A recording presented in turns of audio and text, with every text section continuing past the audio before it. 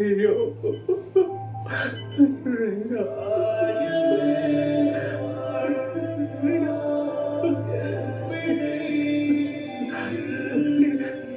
నిజంగా నువ్వు నా కూతురు ఉన్న విషయం తెలియదమ్మా.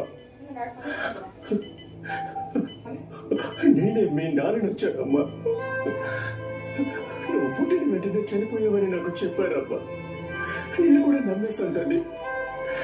నువ్వు చనిపోయావని నాకు తెలిసినప్పుడు అది నేను భరించలేకపోయాను. నేను చావాలని అనుకున్నాను, కానీ